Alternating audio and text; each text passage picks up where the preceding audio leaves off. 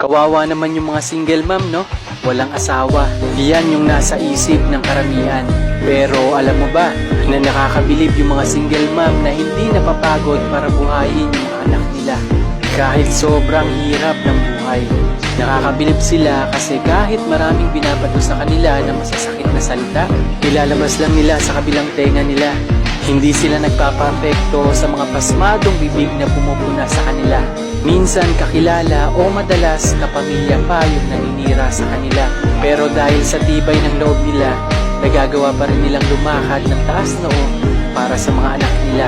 Kaya kung dumating man yung araw na makakatag-ulit sila ng lalaking mamahalin nila, please lang, huwag mo sila husgahan.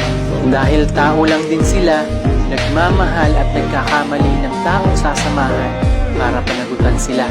Magpasalamat ka na lang kasi hindi mo nararanasan yung mga pinagdadaanan nila.